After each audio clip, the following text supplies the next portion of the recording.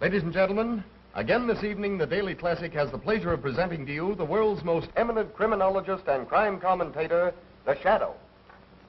Okay, you're on the air. The Shadow speaks, bringing to you the latest news in the world of crime, prevention, and detection. This afternoon, a crime was committed which brought only tragedy to the perpetrators. 3 young desperados held up a bank and escaped in their car. The police quickly picked up their trail. There was a running gunfight between bandits and police, which finally resulted in the 3 misguided young men plunging to their death. Once again is proved the truth of that old adage, crime does not pay. Well, friends, we have a distinguished visitor in our midst, but the news won't make the society page. Honest John is back in town. Honest John is one of the last of our old-time safecrackers.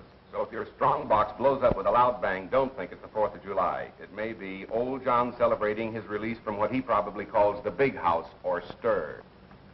Let us hope that the police commissioner Weston, whom we hear never misses one of our broadcasts, will keep an eye on Honest John. Hi there, Commissioner. Memorandum to Detective Bureau. Check on Honest John. Yes, Commissioner. Ladies, here's a little incident which proves that silence is really golden. Last night, bandits entered George Ward's furniture store. Mrs. Ward was alone in the place. The good lady was so frightened she couldn't talk. At least, that's what the bandits... It's too bad something don't scare him so bad that he can't talk. There ought to be a law against guys like him shooting their mouth off within the city limits. But still, Mrs. Ward refused to say a word. At the point of a gun, they took from the cash register a $1 bill and 1 thin dime. The moment they'd gone, Mrs. Ward calmly removed a $100 bill from her mouth. Witnesses took the license number of the car, 3Y-41-37. I'll repeat that, 3Y-41-37. Did you make a note of that? Yes, sir, I did. Last night, young Michael Nolan took his pretty fiancée, Dorothy Walsh, for a drive along the scenic highway overlooking the city. With a bright lover's moon overhead, they stopped to enjoy the view and to romance. Today, police discovered their bodies in Nolan's car and are holding a transient named Miller for the murder. Well, you can't go in now, miss. The Shadow's on the air. Oh, but I'm Phoebe Lane. Sorry, you couldn't get in there if you was Calamity Jane. But I'm working for the Shadow. Well, I'm the Shadow. Well, then just fade away, will you, please, lady? But I've got important news that must go on the air right away.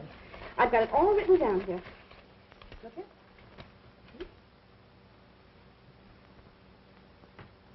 Last night in John Morgan's warehouse, not a creature was stirring, not even the watchman. Doing. This is my job. As Robert silently jimmied a window, they were greeted by cries of, "Get out, get out." They did. An hour later, when police stopped to investigate the open window, the parrot was still screaming, "Get out, get out." Ladies and gentlemen, there seems to be a slight disturbance in the studio.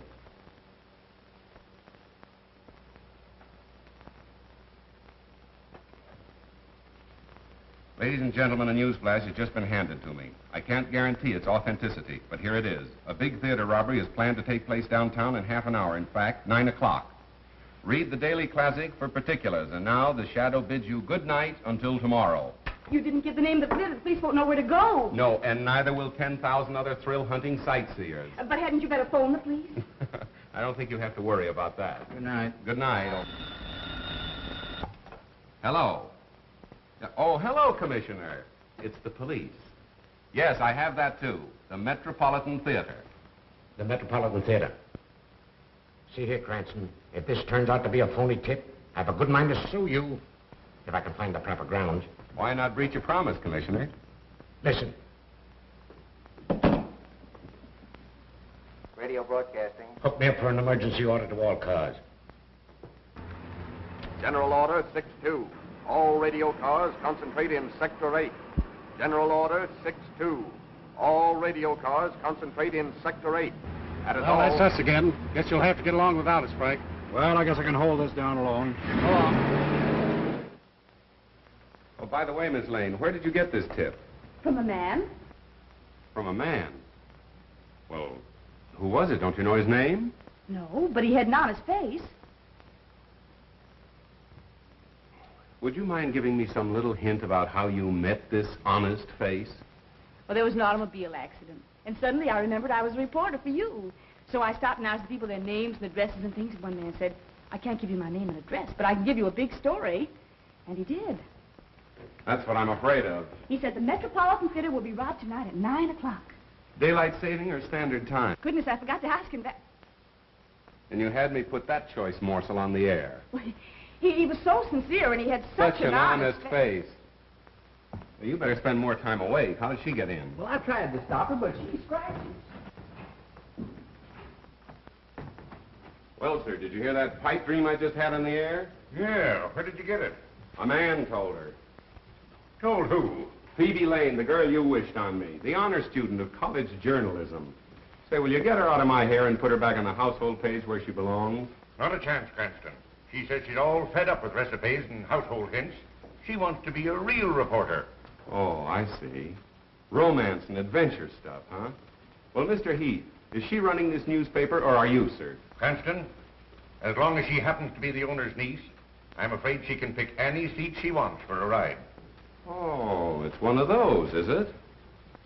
Well, there's no law against our making the joyride a little, shall we say, bumpy for her, is there? Not that I know of. Thank you, sir.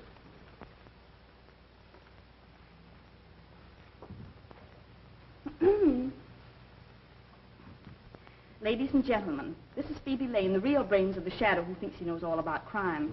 But the real crime of the age is the way he makes you think he's so smart, when it's really me that does the work all the time. Hello. I didn't see you. That's quite evident. I didn't mean what I said, Mr. Cranston. I hope you can forgive me. I wish I could forget you. Oh, if you think you're going to that Metropolitan Theater robbery without me, you're crazy. That is my story. Wait for Phoebe. Hello, Mr. Cranston. Now listen, Mo, you're a fine driver and all that, but you're not working for me. You mean I'm fired? No, but you will be if you insist upon calling me by name. Now remember, you're no good to me unless you don't know me. Okay, stranger. Where to? Metropolitan Theater. This is going to be thrilling, isn't it, Mr. Cranston? Yes, and dangerous, too, particularly for you. For me? Why? Well, when the crooks start shooting, it seems they pick off the girl first. I never knew that. No, a strange quirk in the criminal mind. Nobody seems to understand it. Oh, but I understand it. It's because they realize that the girl is really the smart one. They have to get her first. Miss Lane, why didn't you stick to the baby and biscuit end of the newspaper business instead of hurling yourself into the jaws of death? Because I'm tired of babies and biscuits.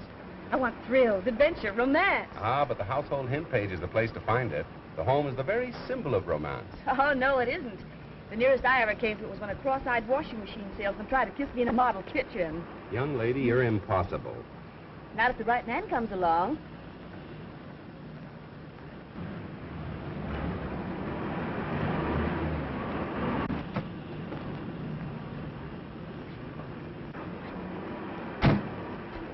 Hang around a while, Mo.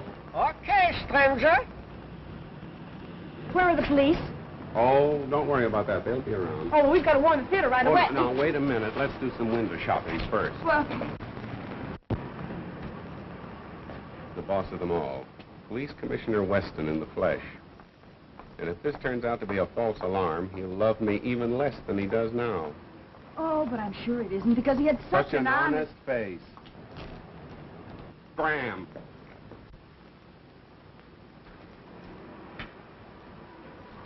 Hello, Commissioner. Say, what kind of a song and dance is this? I hope you realize my whole department has been shifted just to take care of this tip-off. Maybe you'd rather have the theater robbed than let them chalk up another black mark against your record. Now, see here. We got crime down to the lowest level it's been in years. But the way you advertise it, people will think a crime wave is on. You might have twice as much to deal with if I didn't advertise the crime doesn't pay. I'm helping you. Well, I'd like to try running the department without your help, just as an experiment. It's 9 o'clock. Well, well, well. How time flies.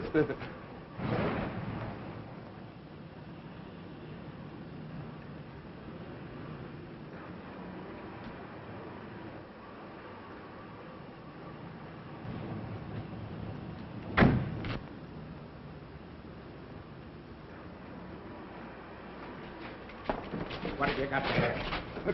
It's my violin. What are you taking it in there for? What to play it, of course. I am a violinist. Yeah? Let me see it. Please, be careful. It is very valuable. Shut up. See? I no lie. I'm sorry. I owe you an apology. Take those off.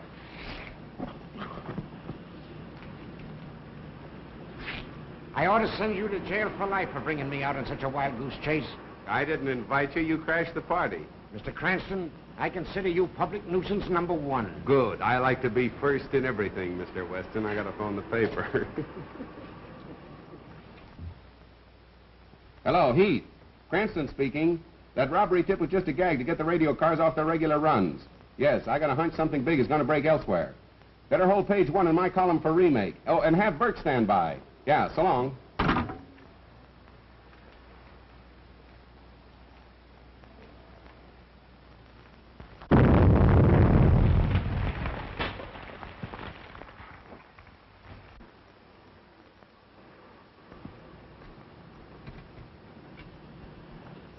Give me the captain. McCabe reporting, sir. Explosion in 93 Madeira Drive. Yes, sir.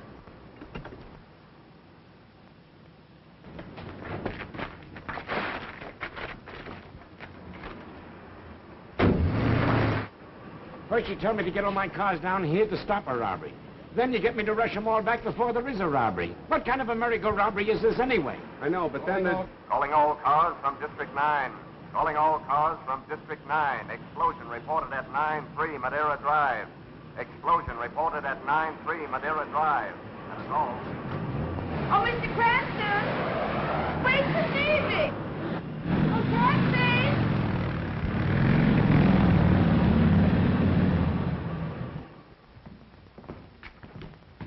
Mr. Cranston, kindly keep your fingerprints to yourself. Riley, take the door. Have you searched the house? Yes, there's no one else here. What, no servants? Servants have a day off every week. Or haven't you heard? Well, in a house of this size, there's always someone on duty. Well, I want any information from you, I'll ask for it. That's fine. I've got to phone the paper anyway. Frank, is there a phone still working? In there. Thanks.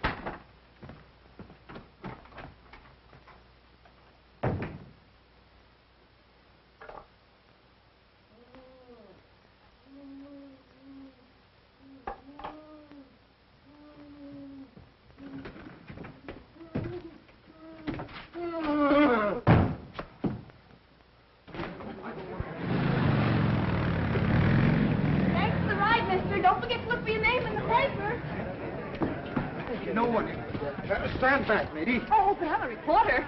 I'll show you my press card. No reporter. Oh, but officer, I've got to make good on this story. I've got a sick mother. Oh, yeah? Well, your mother's going to have a sick daughter if you don't scram out of here. How many of them were there? I really can't say, sir. Oh, come on. You must have some idea. Think back. I think there was only one, sir. I was grabbed from behind. Oh, I'm so shaky, I think I'd better go to bed. All right. Thank you.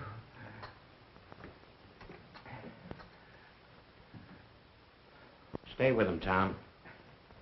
We're wasting time here. Get your men out and bring in the man who did this job. An old-time safe blower who just got into town.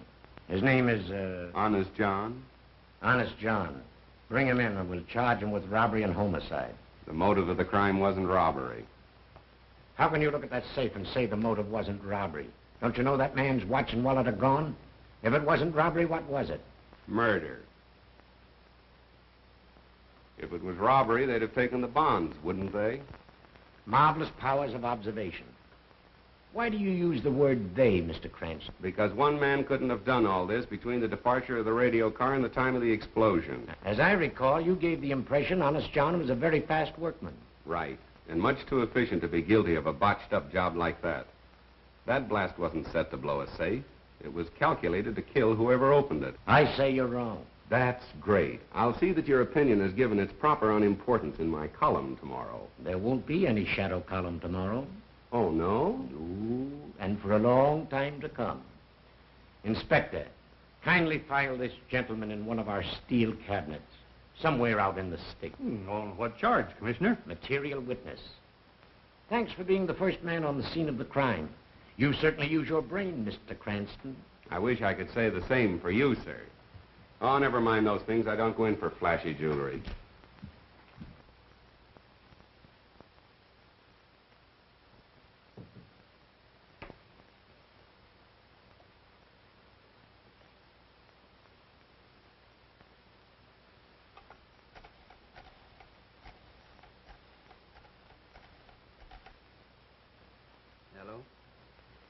Give me the desk, sweetheart. Burke speaking.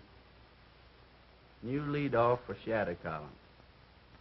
He says Weston all wet with robbery theory on Morton case. Says it's murder using robbery as a cover-up. Honest John, nah. He's just as innocent as a new laid cornerstone. Oh, yeah, I say, Cranston's been pinched.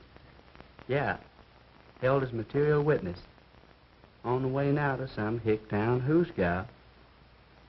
Oh, sure, right on my toes. Well, so long, pumpkin puss.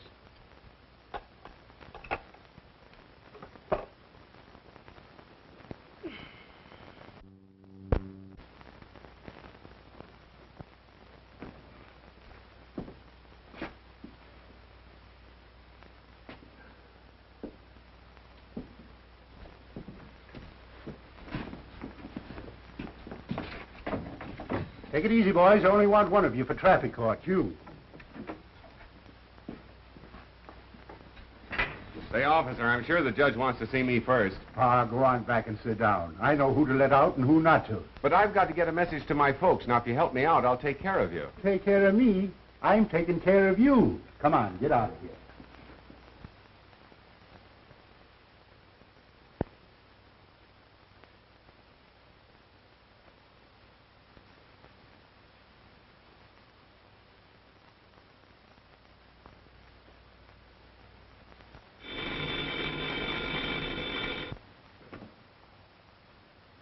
Hello, Heath. Well, I suppose you want to know what happened to your man, Cranston. After what you let him print yesterday, this is a fine time to call me up and ask for anything. But, Commissioner, you've got to let him out for the broadcast tonight. Why, thousands of people are waiting. To hear what else he has to say about the stupidness of the police department, huh? Well, let him wait. And furthermore, unless he changes his tune and lines up on our side, I'm going to cut off all police news from your paper. But the news is public property. You can't... Keep your men away from the records? Of course not. They can have the same access as other citizens. And I'd like to see you get out a newspaper on that. All right, Commissioner. Anything you say. But you've got to let the Shadow out in time for his broadcast tonight. We can't disappoint the public. Can't disappoint the public, eh? Well, I can't mislead them either. Goodbye. But... we must have got cut off. Say, what are you in for? Nothing. You mean you've done nothing? Absolutely nothing. They're holding me without charge. Oh, well, now that's some scrumptious. That's the great... I never heard such a thing in my life. They can't do that to you. Hey, jailer! Pardon me. Hey, jailer. Keep your shirt on. I'm taking you out right now. Me? I don't want to go out. I've got a right to stay here. This is the man who wants to go out. Listen, tell that to the judge, and he'll take care of your friend and you, too. Oh, wait, don't you worry. Everything's coming out. Now, wait a minute. Don't handle me so rough. Oh, don't worry. Everything's coming out all right. Goodbye, old boy. I'll see you soon. I'll see you some more. Good luck. Have a good time. Now, just a minute. Wait. I'll just be listening on the door. Everybody gets out but me.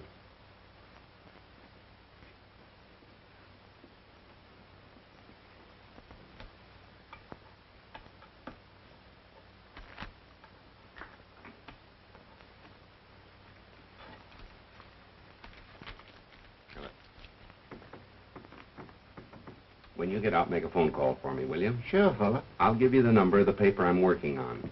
You call them. Come on, you. Yes, sir. I don't mean you. I mean you. Me? Yes, you. Yeah, your girlfriend's here with a habeas corpus, and that lets you out. Oh, good luck, pal.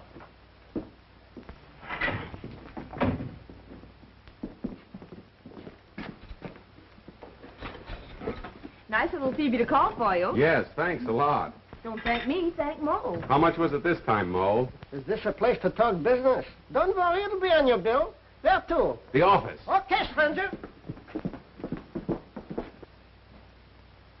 Well, where is Cranston? Well, he must be here. Well, he goes on the air in a few minutes. Well, where is he? You looking for me, sir? With millions of people about to tune in on your broadcast in a few minutes, I should worry where you are. You don't think I'd miss an opportunity to pay my respects to Commissioner Weston, do you? Now look here, Cranston. You've got to lay off Weston.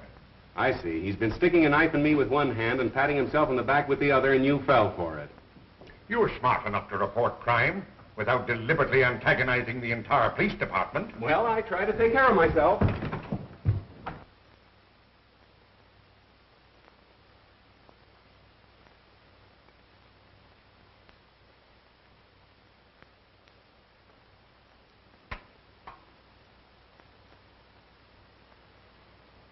Good evening, friends. Yes, it's your old Shadow Man, and after languishing in one of Commissioner Weston's small-town jugs, the Shadow is just a shadow of his former self. Now we'll get down to the Gerald Morton case and the reported difference of opinion between the Shadow and his other Shadow, Police Commissioner Weston. Friends, I am now of the opinion that our efficient police department, under the able guidance of the Commissioner,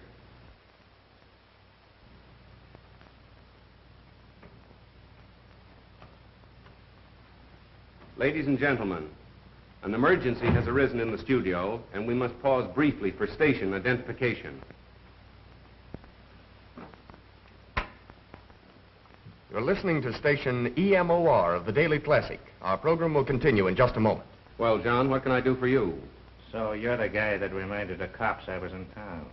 But I spoke of you in a very complimentary way. I said you were tops in your profession. No man can ask for more than that, can he? Yeah, but you sounded off that I'd done that amateurish Morton job. That's my beef. Now listen, when I was cracking safes, which I ain't no more, I was so good I could lift the door off, lay it on a blanket as gentle as a mother's kiss. I know that, my friend. I ain't no friend of yours.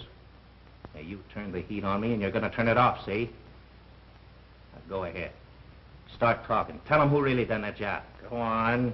Right into that microscope. But I don't know. If you can't think of anybody else, tell them you done it.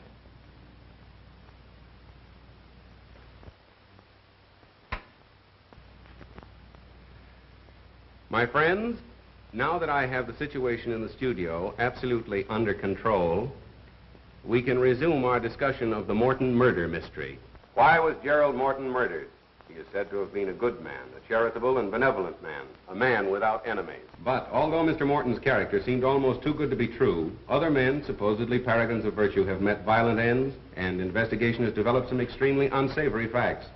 If my own investigation should develop a hidden side of Mr. Morton's life, I shall tell you all about it tomorrow. Well, what about me? I can now inform the police commissioner that Honest John is absolutely innocent of the explosion which caused the death of Gerald Morton. As a matter of fact, John, that job wasn't up to your usual professional standards, was it? No. I done better than that when I was still wearing short pants. Surely. Now, I ain't squawking about the cops pinning a murder on me, but when they tries to hang an amateurish job like that Morton blow up on me, I resent it, see? Naturally. I'll get him. Take a general order. Effective immediately. There you are, ladies and gentlemen. You've just had the pleasure of hearing Honest John in person. You mean I was on the air? You were, John, and thank you.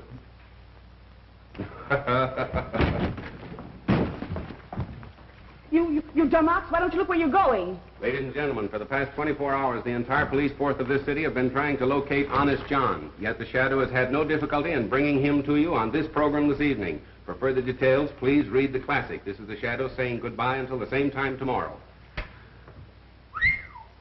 Here's everything ever published on Gerald Morton.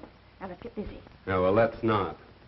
Well, what are you going to do? I don't know. You mean you don't know? That's right. The Shadow doesn't know. Have one? I tried it once and it made me dizzy. Oh, so that's what caused it. Good night. Good night. This case is getting to be a bore. Why don't you hurry and make something happen? Miss Lane, when lightning is about to strike, one doesn't try to hurry it. Well, nice going, Cranston. You fixed things up just dandy. Now Weston is shut down on all police news, all fire news, and all hospital news. From now on, it's no news for us. Splendid. No news is good news, they say. And that Honest John gag. What is the idea of staging that stunt with a dumb stooge? Mr. Heath, that was no stooge. That was Honest John himself with a gun at my head. You mean the man that just went out? Miss Lane wants excitement, but doesn't know it when she bumps into it. I don't care if this does make me dizzy.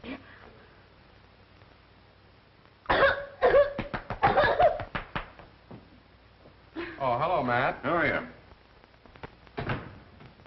Well, where is he?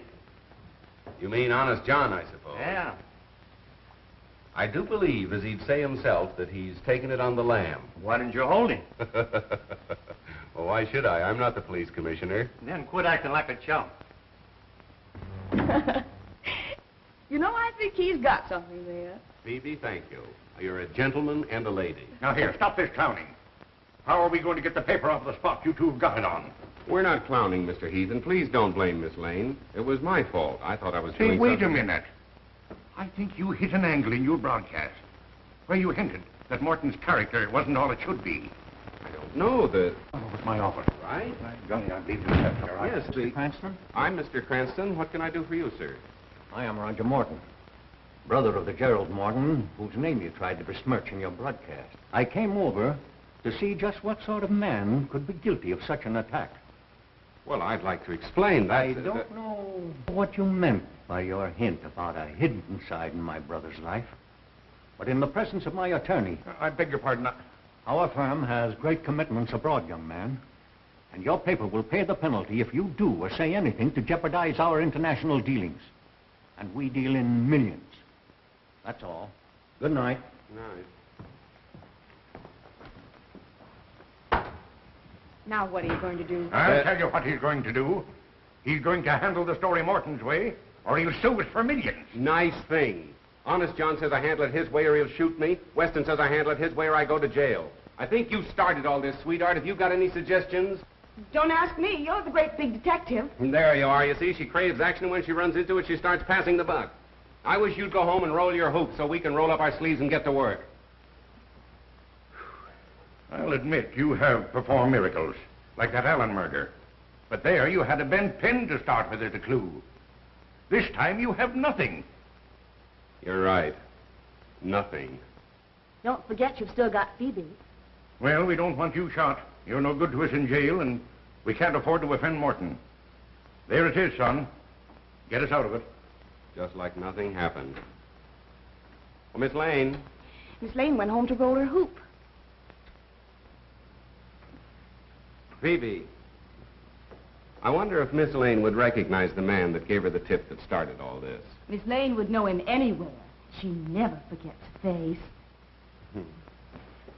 Well, what did he look like? Oh, he was thin. Well, not too thin. No. And, Blonde?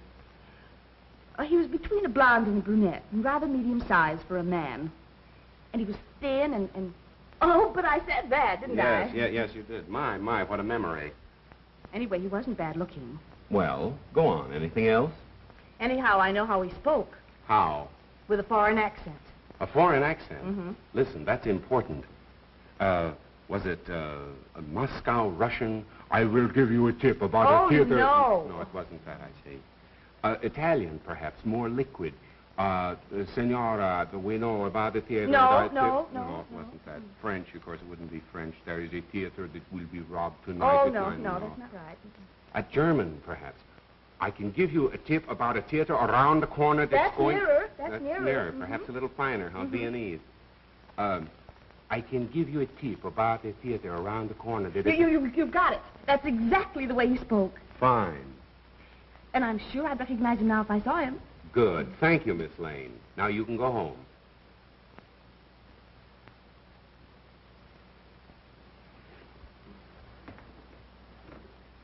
Oh, wait a minute. Let me finish before you go away mad.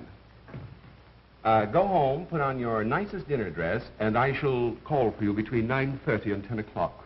You mean I'm going to be wined and dined for remembering his accent? No, sweetheart. The idea is to find the man. I don't get it. When you want to find an American, you go where he works. When you want to find a foreigner, you go where he dines. My, but you're clever. Let me see now. Should I wear black or blue, or You'll should I wear black and blue if you don't hurry. Scram, sister.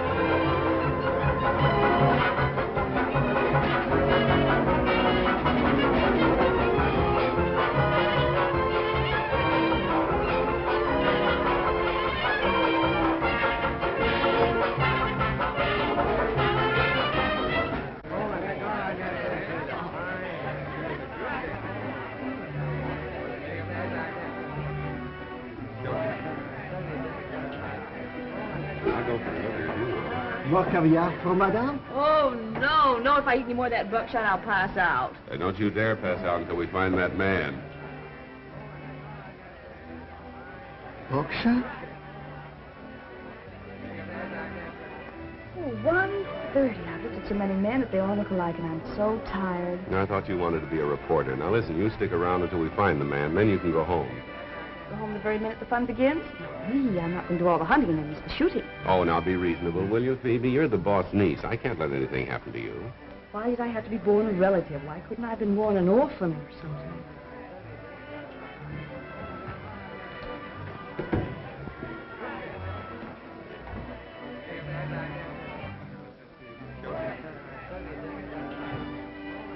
What? There he is. I thought you said he was good looking.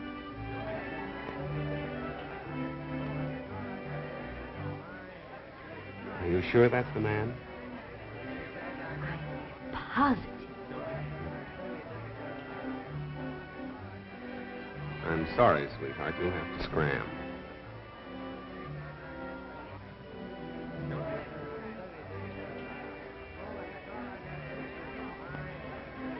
Oh, hello.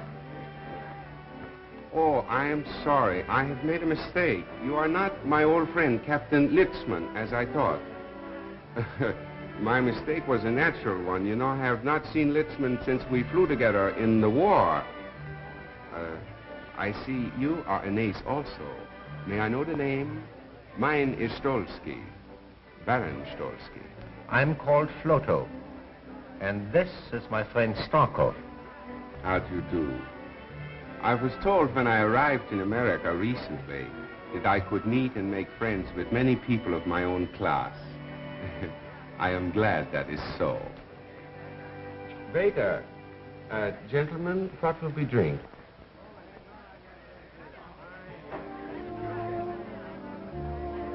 Lasso 26. And make sure it is 26, please. Très bien, monsieur. Thank you. You know Hello, what, darling. Well, aren't you going to introduce me, precious? After all, I am your wife, you know. Or do you? Oh, yes. Forgive me. Baroness Stolsky. May I present Mr. Floto, Mr. Starkov, my new friend. How do you do? How do you do? Thank you very much. For a recent arrival in America, as they say over here, you must be a fast worker to have married so charming a girl so soon. Well, it was a whirlwind courtship. We met on Wednesday, I proposed on Thursday, and well, we were married on the Statue of Liberty. You met her through her newspaper work? Newspaper work? Yes. You're a reporter for the Daily Classic, are you not? Why, no, there must be some mistake. Why, I'm just not clever enough to be a reporter, am I, darling? No, darling. Pardon my mistake. America is a land of women so beautiful. They all look alike. Sorry, monsieur, cannot save you. The bar is closed. It's after closing hour. Oh, that's too bad. I had counted on talking over old times with you. But my apartment is never closed. Come, we'll go and have a drink and chat before we break up. I'm afraid we cannot join you. You know, the Baroness never keeps late hours. Oh, but one evening won't matter, darling. We'd be delighted to go. Come on, dear.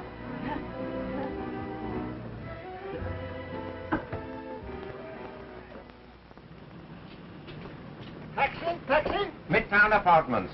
Oh, no. You see, it is a raining night. I'm sorry, and it's so late. I must take my wife home, I'm sure. But the Midtown Apartments are not far from here. Yes, darling, and I'd love to have another drink. Oh, darling. No! You see, my wife gets these attacks, you know, when it's late and raining. I must take her home, but we will see you tomorrow for luncheon. Shall we say at the Hofbrau at 1? The Hofbrau, 1 o'clock punctually. Good. Yes. Where to? 12 Dutton Street. Okay, Spencer.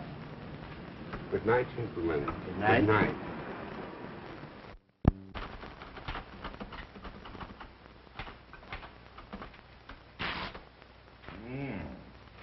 You ought to let this coffee write your column. It's strong enough. Good strong coffee for a strong, silent man. How's this? The Shadow says that his statements over the air yesterday regarding the character of Mr. Gerald Morton were unjustified, and those statements are hereby withdrawn with due apologies to Mr. Morton's family. Yeah, but you'll have to apologize to Commissioner Weston. Let's not go overboard in our enthusiasm for whitewashing ourselves. But you've got to square the paper with Weston. Tell how it happened. Describe the scene. You at the mic and Honest John with the gun. I was afraid you'd be expecting that, so I wrote it last night. But I don't like it. My apologies to Commissioner Weston. Perhaps he's right in his belief that Honest John is the killer. My statement on the air that the man was innocent was made while John himself was holding a gun at my head. And I hope that the Commissioner, with his usual fair-mindedness, will restore the classic to favor. Great. Now Morton can't sue us. And the Commissioner will have to restore our news. Oh, I spend years building up a reputation as a crime expert, then have to expose myself as a stuffed shirt that gets kicked around by the police department. Well, look here, son. If you're so keen about that reputation of yours, why don't you really try to solve this case? Well, I would if I weren't so busy taking care of the boss's niece.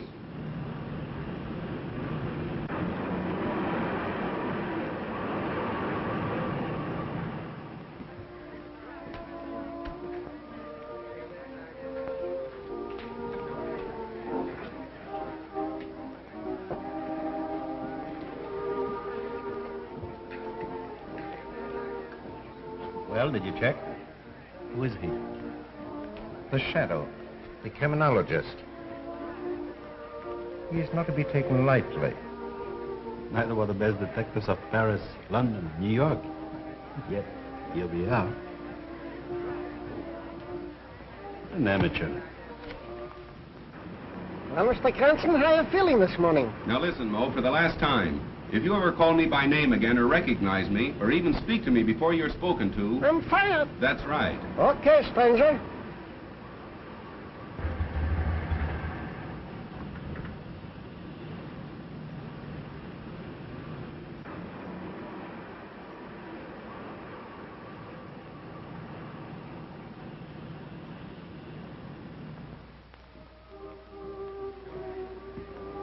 I wonder where our friend Mr. Cranston is. There's something wrong, Stalker. There's something wrong with your nerves, my friend. We are not going to leave here with our work half finished. Yes, yes. I know how much there's at stake. That's why I'm so uneasy.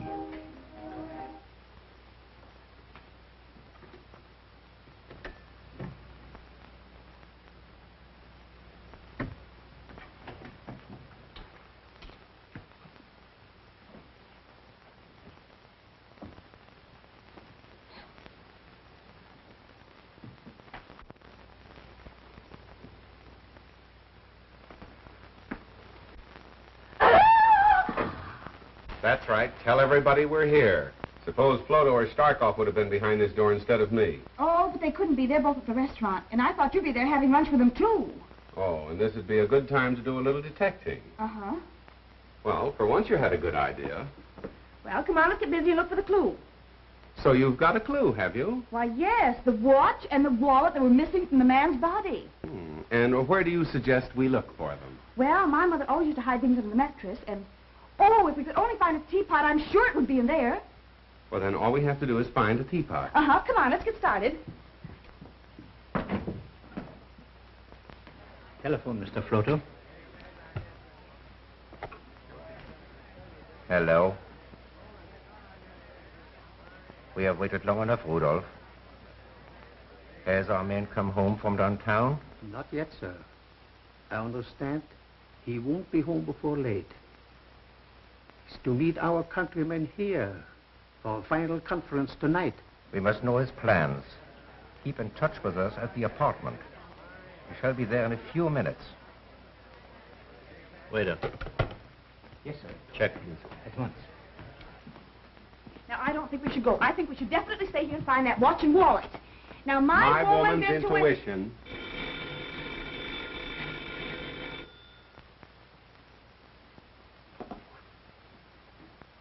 Hello? This is Floto. The master has just gotten home. Early in the afternoon will occur an opportunity when he is gone. No more. Someone is coming. I call you back. What's happened? Just a minute. Operator, can you trace that last call to this number, please? But it's important. Oh, I see. Thank you. Are they going to trace the call? Oh, they can't trace a call on a dial phone. What are we going to do now? Well, wait till he calls back. Till who calls back? The fellow I just talked with.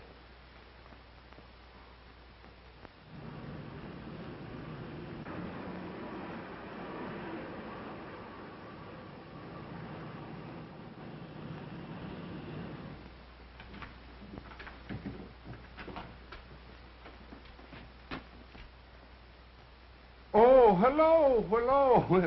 We were afraid we had missed you. We've been waiting and waiting, haven't we, dear? What are you doing here? Well, we came for the luncheon. But the appointment was to have luncheon at the restaurant. Oh, how stupid of me. You know, I'm afraid last night when we made the appointment, my mind wasn't on it. You know, my wife had that attack. I trust she's better now. No, I'm afraid she's even worse. Aren't you, dear? Make her comfortable. We soon have lunch. Oh. Oh, poor darling. No, you see, she's getting another attack. I must take her for the air right away. Just a minute, Mr. Cranston. Your hand, Mr. Shadow. What do you suspect us of? And why? Oh, well, now, you'll have to listen to the broadcast to hear that. You see, our business is to get interviews, not to give them. Isn't it, sweetheart? Yes, sir. And may we go now? No. Now that we have you here, you're going to stay. Take your time, mister. Taxi stranger. Scram, Phoebe. Thanks for your hospitality, boys. Nice work, Mo. Mo, I thought we were strangers. Ever see an uptown?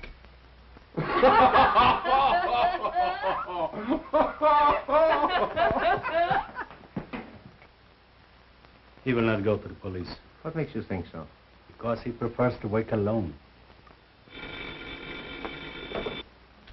Hello. What's that? That wasn't I. We were not at home then. That was Cranston. Repeat what you told him. It's Rudolph. He told Cranston his master would be at home this afternoon, and that an opportunity might occur to strike. That's indefinite. But incriminating. You must act at once, today. Tomorrow may be too late. Naturally, my woman's intuition told me that we should get out of there, but I was afraid to tell you because I thought you'd laugh at me. Well, thank goodness it's all over. There's nothing to worry about now. You take your woman's intuition and go to luncheon. Oh, trying to get rid of me. Well, I'm not going to go. I'm not going to miss any more fun. Well, I've got some work to do. Now, you run along, please. All right. It's a good girl.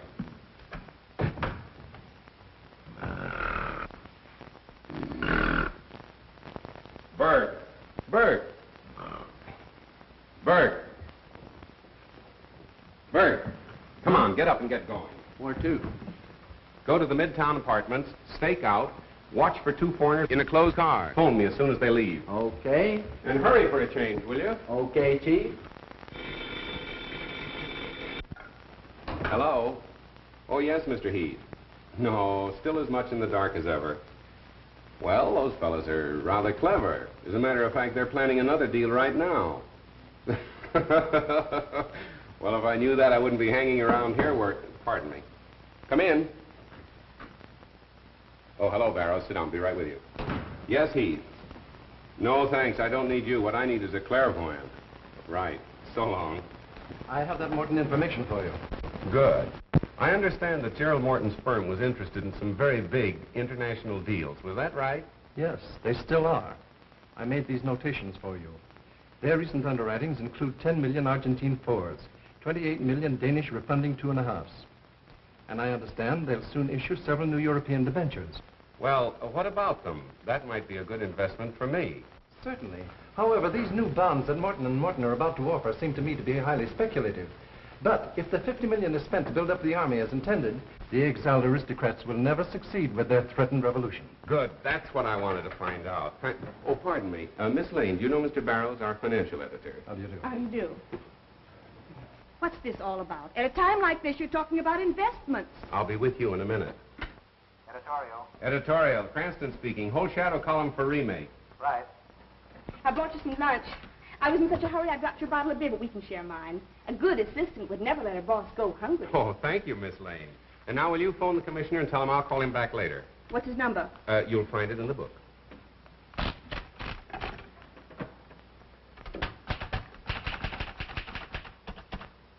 L A 6 7 2 4 9.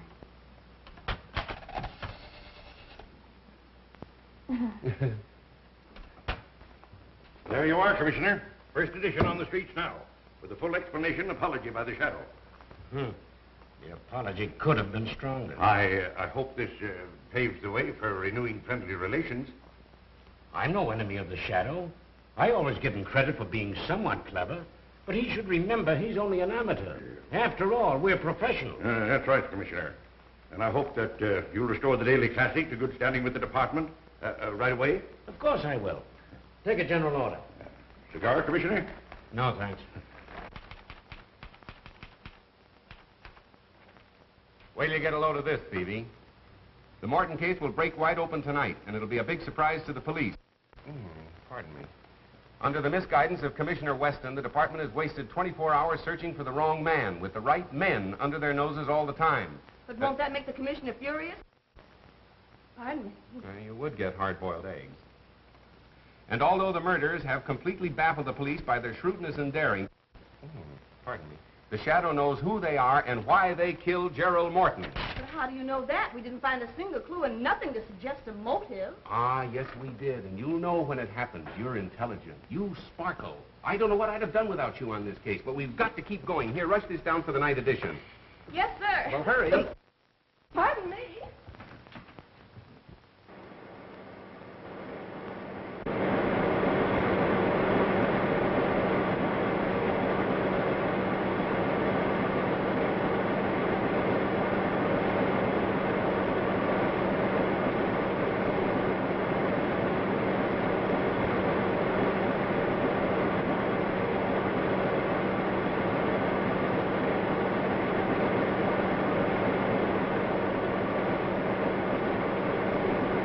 Told you not to fight Weston. You've ruined the paper with your grandstanding. Even if you have added 100,000 new readers to our circulation. Maybe you're right. Maybe I did pull a boner. I did it to keep the confidence of our readers, to prove that we've tried to expose stupidity wherever it exists. For years, we've been trying to educate them and their children to obey the law. Now, maybe you're willing to undo all the good we've done, but I'm not, Mr. Heath. Well, neither am I. But I've got the paper to think of. Suppose you're wrong in this case. Why, they'll laugh you out of town.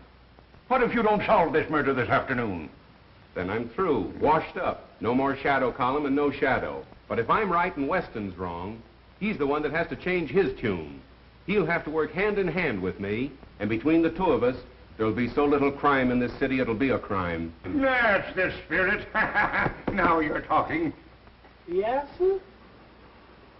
I makes 4 straight passes right in a row. Then I picks up them dice again, breathes on them, and I said, come on, baby, Papa needs the dough. And right there, the little cop comes along. Oh, man.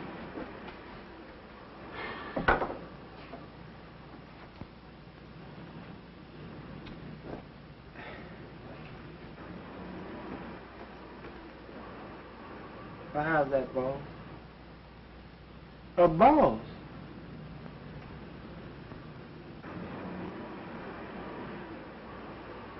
Shine 'em again, will you, boy?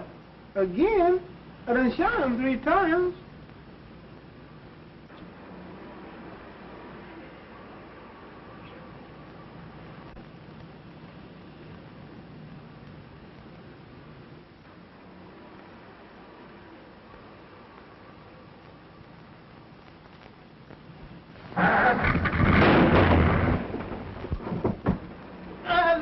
boss. You better put that thing away. You don't kill somebody. Boss, my shine, money. We'll have the usual introduction, and then naturally work out the theme that crime doesn't pay. Answer that, will you please, Miss Lane? Hello? Yes, this is Mr. Cranston's office. Who shall I say wishes to speak to him? I can't hear you. Oh, I'm so sorry. It sounded just like you were yawning. Oh, I know who that is. I'll take it, thanks. Hello, Burke. Yes, what's up?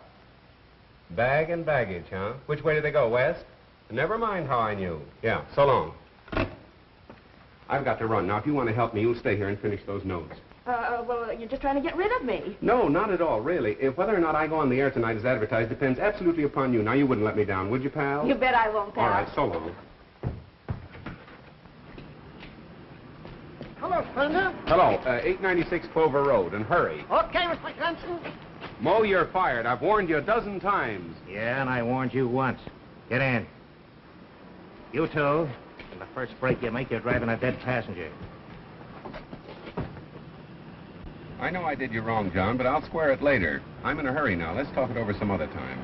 There ain't gonna be any other time for you, buddy. You can't laugh this off. My apologies to Commissioner Weston. I'm now convinced that he's right in his belief that Honest John is the killer. Oh, that's only the first edition. I had to red apple the commissioner. Wait till you read the final edition. This is the final edition for you, buddy. Just a minute. Another move like that, and I'm gonna let you have it right here. I was only reaching for a cigarette. You got a cigarette, driver? I got you covered now, pal. Well, suppose you left the pen, and you want to go straight. You come to town looking for an honest job. What do you get? A bum murder rap hung on you. You really want to go straight, John? On my word of honor. Have a cigarette. Well, now go ahead and plug me. Anybody dumb enough to fall for that one's got it coming.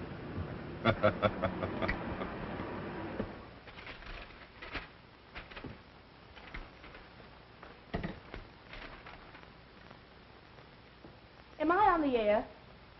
Thank you. Ladies and gentlemen, this is Miss Phoebe Lane, the Shadow. If Police Commissioner Weston is listening in, I should like him to know that the Shadow and I think he's the world prize sap, and we intend to leave no stone unturned. The Shadow knows who killed Gerald Morton and why.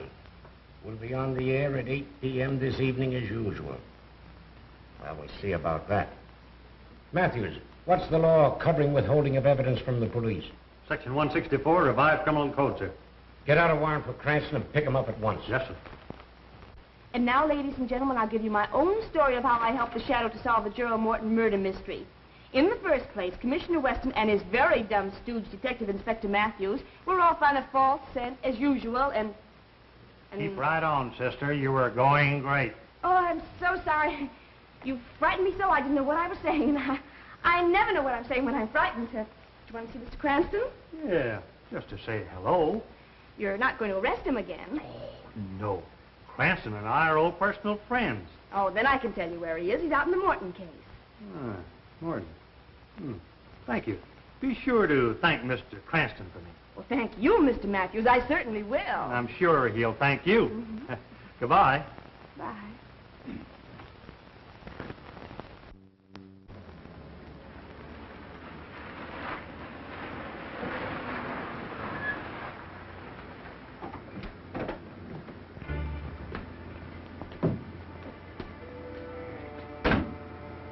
Remember your instructions, Stefan.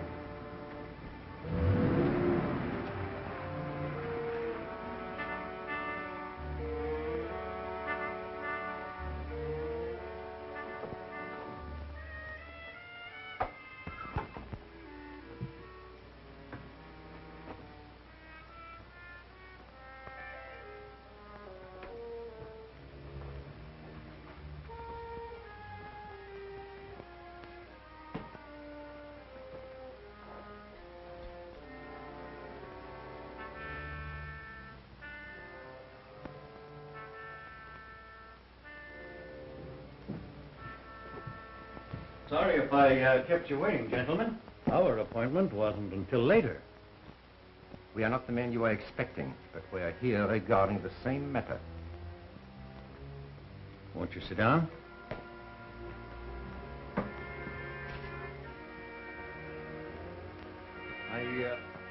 Really, there's no need of that. The business is out of the confidential stage, and the deal is about to be concluded. The deal will never be concluded.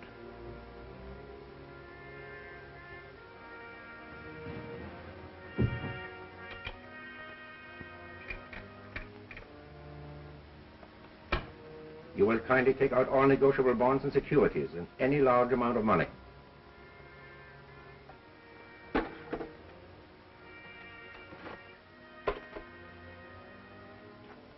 This is all I have of value here.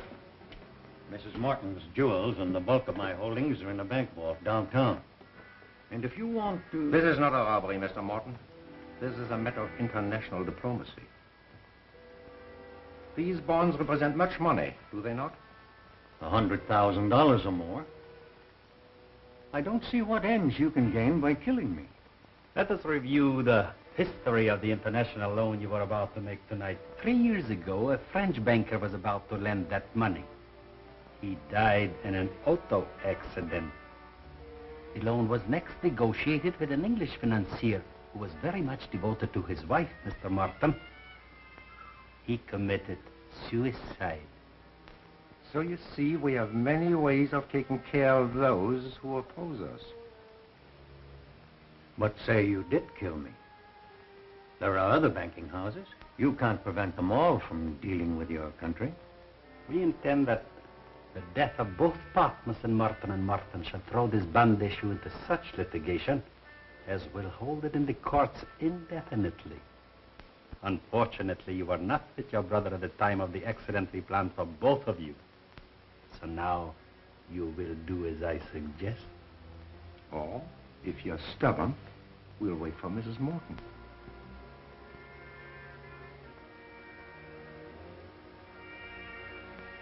What do you want me to write?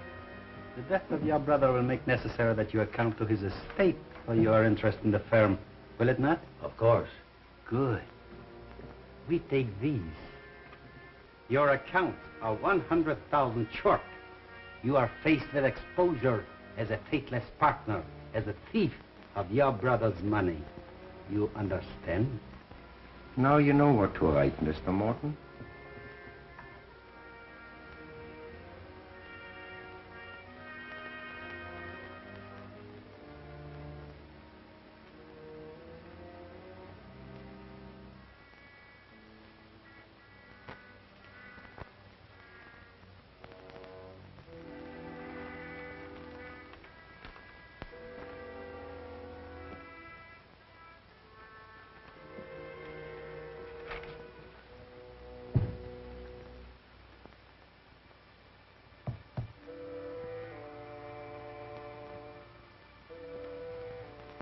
Answering an unspoken question, there's only one bullet.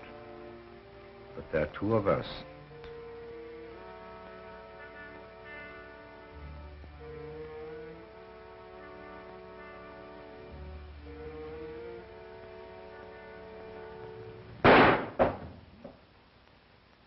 Good shot, John. Are you surprised to see me? You won't need this now, Mr. Morton. Oh, Lodo, I thought you were clever. Even a small-town constable could spot that concealed weapon. You better let me take care of that, Mr. Morton. Watch him, John.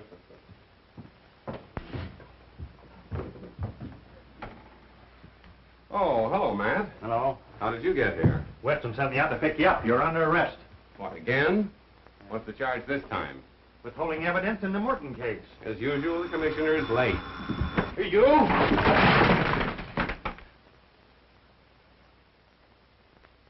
If it's my last act on Earth, I'll put you in jail for life. Okay, you're on the air. The Shadow speaks, announcing that the Morton case has at last been solved and the murderers are now in the custody of our able police. This has been one of the most baffling cases in the Shadow's experience, a case without a clue. Murderers too clever to be caught by ordinary methods. And had it not been for the able cooperation of the police department, the case would still be unsolved. I have already handed Commissioner Weston a bouquet today. But now I wish to do so publicly, and to compliment him for his shrewdness in causing the killer to think he and his men were following a false clue. As a result, the murderer and his accomplices were later taken in the act of attempting the life of Mr. Roger Morton. For the complete story, read the Daily Classic. And now, my friends, I'm going to ask Miss Lane, the lovely young lady who assisted in the solution of this crime, to tell her own story. Ladies and gentlemen, I give you Miss Phoebe Lane.